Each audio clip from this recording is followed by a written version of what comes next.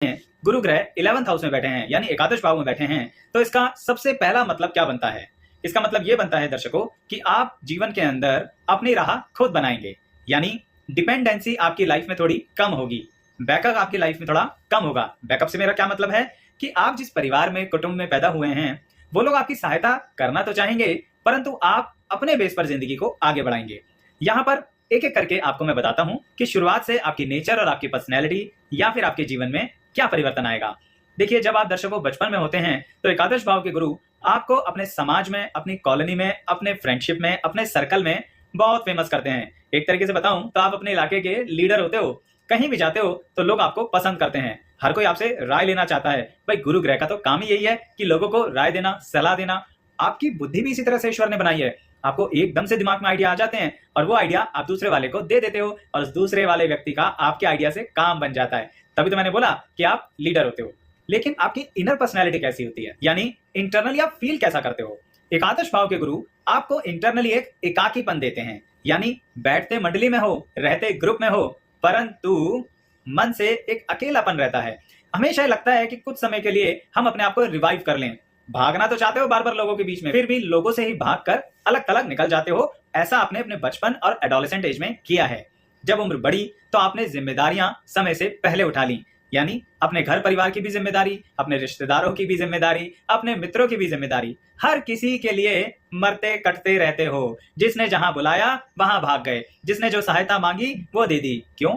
एकादश भाव में गुरु जो है, इसी कारणवश अपने जो छोटे हैं आपसे, उनके लिए भी सब कुछ करने को तैयार हो। जो आपके मित्र हैं उनके लिए भी सब कुछ करने को तैयार हो। और तो और दर्शकों, जिनको आप नहीं जानते वो भी अगर आपसे आके हेल्प मांग लें तो उनके लिए भी सब कुछ करने को तैयार हो। यानी बहुत सामाजिक प्राणी हो। इसका थोड़ा लाभ भी होता है आपको। वो क्या लाभ होता है? आपको जिंदगी में प्रतिष्ठा बहुत ज्यादा मिलती है। वो बात अलग है कि आप इतने प्रतिष्ठित होने के बावजूद भी घमंडी नहीं होते हो। ये आपके अच्छी और सुंदर क्वालिटीज के बारे में बात हो रही है। एक कमी भी बताऊं आपको, कभी कभी आप बड़ा अजीब सा बिहेवियर करते हो एकादश भाव में गुरु के कारण। वो क्या बिहेवियर है? आप ऐसे दिख जाते हो कभी कभी, यानी ऐसी बातें कर जाते हो कभी कभी जो ऐसा लगता है कि शायद बुद्धि देना भूल गया है भगवान। यानी आप देखिए, अभी थोड़ी देर पहले मैं कह रहा था कि आपकी सलाह पर लोग अपनी प्रॉब्लम सॉल्व कर लेते हैं, पर फिर भी आप उसके विपरीत जाके कभी कभी कुछ बातें इतनी शून्य की करते हैं कि सामने वाला सोचता है कि ये क्या बात हुई, इतनी जरा सी बात इन्हें समझ नहीं आ रही। ऐसा इसलिए है क्योंकि काल पुरुष कुंडली के अनुसार यह माना जाता है कि उन पर शनि का प्रभाव भी है। यही कारण है कि कभी कभी थोड़ी सी बुद्धि भ्रष्ट हो जाती है, जबकि हो बुद्धिमान, और फिर भी कभी कभी ऐसे गलत डिसीजन ले लेते हो, जिसे मैं कहूंगा ऐसी जिद पर आ जाते हो जो फिर दुनिया में कोई समझा नहीं सकता। भाई, आफ्टर ऑल शनि ग्रह है तो जिद्दी ना। और कुंभ राशि तो वैसे भी थोड़ा सा इस मामले में ऐसी होती है कि परिवर्तनशील होने के बावजूद भी अगर अपनी पे अड़ गए तो अड़ गए। यही आदत आपके अंदर भी है। वैसे बहुत फ्लेक्सिबल हो, पर अगर जिद करी तो फिर इस जिद को तो भगवान भी नहीं हिला सकते। इसलिए बोल रहा हूं कि एकादश भाव के गुरु कभी आपको बहुत बुद्धिमान दिखाते हैं और कभी कभी बेवकूफ दिखा देते हैं। मेरे शब्दों पे मत जाइएगा, मैं थोड़ा स्पष्ट बात बोल रहा हूं। अच्छा दर्शकों, अगर मान लेते हैं कि जिंदगी में आप बचपन के अंदर एडोलेसेंट एज के साथ साथ अब पढ़ाई के बारे में भी आपने थोड़ा सा ध्यान दिया, तो क्या आपकी पढ़ाई पूरी होगी? क्या आपकी एजुकेशनल क्वालिफिकेशन कंप्लीट होगी? यहां पर थोड़ी सी दुविधाएं हैं। क्या जो स्कूल और कॉलेजेस की पढ़ाई होती है ना दर्शकों, वो आप पूरी करने की बहुत कोशिश करेंगे, और कुछ दर्शकगण की मैंने देखा है पूरी हो जाती है, लेकिन बहुत अच्छे से पूरी नहीं होती। किसी का परिवार के कारण, किसी की अपनी सेहत के कारण, या किसी का किसी ना किसी अन्य वजह के कारण। मान लीजिए कॉलेज का लास्ट ईयर का सिर्फ एक ही पेपर रह गया, तो डिग्री तो अधूरी रहेगी ना मेरे दर्शकगण। तो यही बात है कि एकादश भाव के गुरु कभी कभी आपकी पढ़ाई बीच में रुकवा देते हैं। अब इसका क्या मतलब है? क्या पढ़ाई बीच में रुक गई तो क्या हम एजुकेटेड नहीं है? बिल्कुल हैं। वो कैसे? आप जरूर जिंदगी में कुछ और क्वालिफिकेशन के अलावा ऐसा पढ़ते हैं, ऐसी ट्रेनिंग लेते हैं, ऐसी स्किल डेवलप करते हैं जिसके बेस पर आप बहुत अच्छी अर्निंग करते हैं। क्यों? क्योंकि एकादश भाव के गुरु कमाई तो दे देते हैं, कहीं ना कहीं से आपके पास काम आ जाता है। आप काम को सेटअप भी बड़े अच्छे से करते हो। इवन अगर आप नौकरी में जाना चाहते हो ना, तो वहां पर भी बड़ी जल्दी लोगों का दिल जीत लेते हो। आप इतने प्रिय हो जाते हो बॉसेस के कि वो आपको उस जगह से जाने नहीं देना चाहते। क्यों? उन्हें पता है आप मेहनती इंसान हैं, क्रिएटिव भी हैं, नई नई चीजें कर सकते हैं। इसलिए एक समय के बाद अगर आप जब जॉब छोड़ेंगे ना और अपने काम की तरफ बढ़ेंगे, तो वो बॉस, वो कंपनी, वो ऑर्गेनाइजेशन आपकी क्लाइंट बन जाएगी।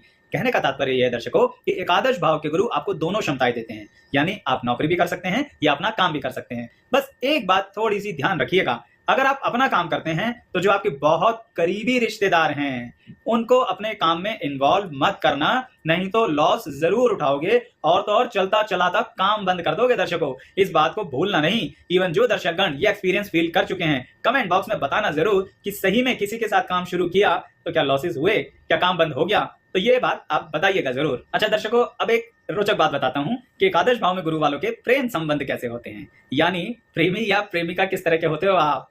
भाई बहुत ईमानदार प्रेमी प्रेमिका होते हो, कभी कभी तो जल्दी जल्दी दिल आता है किसी पर, और कुछ लोग ऐसे होते हैं जो बिल्कुल किसी को आसानी से पसंद नहीं करते। यानी एकादश भाव के गुरु आपको दो एक्सट्रीम लेवल पर ले जाते हैं, एक मीडियोकर नहीं। जैसे कि मैंने कहा ना, कुछ एकादश भाव के गुरु वाले लोग बहुत जल्दी सबको पसंद करेंगे और छोड़ देंगे, और कुछ सिर्फ एक रिश्ता रखेंगे और उसे निभाएंगे। अब ये दोनों में से आप किस कैटेगरी में हो, आप बताइएगा जरूर। यहीं पर एकादश भाव के गुरु आपकी संतान और आपके वैवाहिक जीवन के बारे में भी कुछ खास बातें बताते हैं, वो बातें भी मैं आपको बताने जा रहा हूं। परंतु एक बात और बताऊंगा दर्शकों कि अगर आप ये जानना चाहते हैं कि गुरु अन्य घरों यानी भाव में बैठकर कैसा फल देते हैं, तो आप मेरी उन वीडियोस को देख सकते हैं जिसकी प्ले लिस्ट है कि गुरु 12 भाव में कैसा फल देते हैं।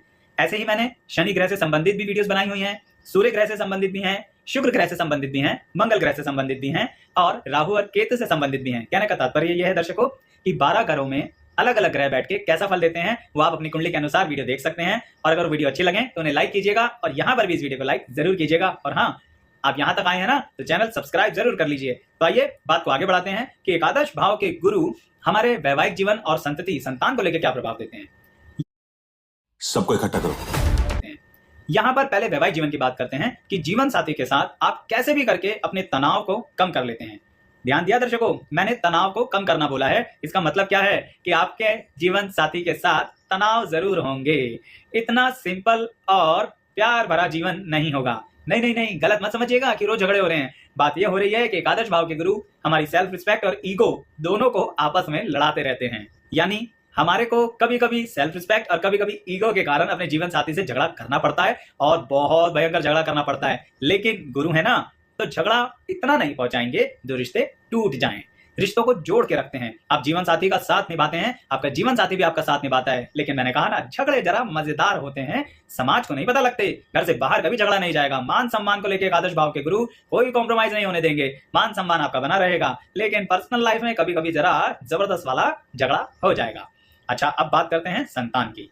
एकादश भाव के गुरु के लिए यहाँ पर देखा गया है कि आप अगर अपनी एजुकेशन बहुत हाई कर लेते हैं, ऐसा कुछ शास्त्रों में लिखा है, इसलिए मैं बता रहा हूं। प्रैक्टिकली हो सकता है किसी के जीवन में ये बात एज इट इज लागू ना हो, तो मैं क्या बता रहा हूं कि अगर आप एजुकेशन बहुत ज्यादा हाई कर लेते हैं तो आपके संतति कम होती है। यानी जैसा कि भारतीय परंपरा में लोग मानते हैं कि पुत्र से वंश चलता है।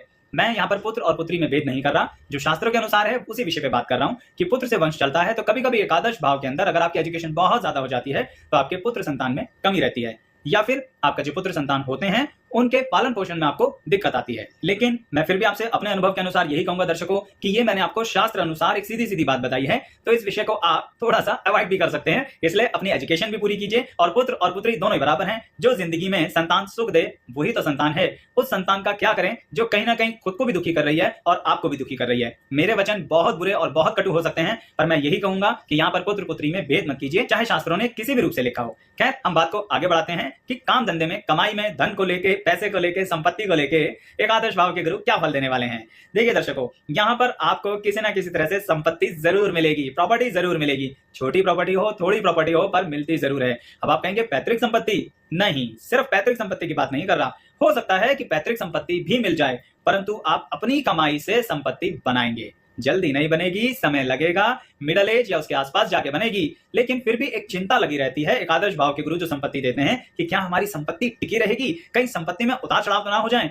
ऐसा मत सोचिए, अगर आपकी एक संपत्ति जाएगी तो दूसरी संपत्ति आएगी। याद रखिएगा मेरी बात, एक गैप हो सकता है। क्यों? क्योंकि एकादश भाव के गुरु ऐसी स्थितियां पैदा कर देते हैं कभी कभी, जो आप अपनी संपत्ति होने के बावजूद भी किराए पर आके रहने लग जाते हैं। तो इसीलिए मैं ऐसा कह रहा हूं कि जिंदगी में अगर ऐसा परिवर्तन आ रहा है तो पॉजिटिव रहिए, एकादश भाव के गुरु पे विश्वास रखिए। जल्दी ही कोई और दूसरी अच्छी, बेहतर, सुंदर, आपकी पसंद की संपत्ति आने वाली है। और अगर किसी के अनुभव में मेरे दर्शकगण ऐसा हुआ है ना, तो कमेंट बॉक्स में बताइएगा जरूर। आपके कमेंट्स का हमें इंतजार रहेगा। वीडियो को विराम देने से पहले दर्शकों, आपकी पर्सनैलिटी का एक खास हिस्सा बताऊंगा और फिर वीडियो और वाणी को विराम दूंगा कि एकादश भाव में गुरु आपकी पर्सनैलिटी के अंदर एक ऐसी चीज डालते हैं जिसे हम कहते हैं कि आप बहुत ज्यादा अपनी बात को मनवाते जरूर हो।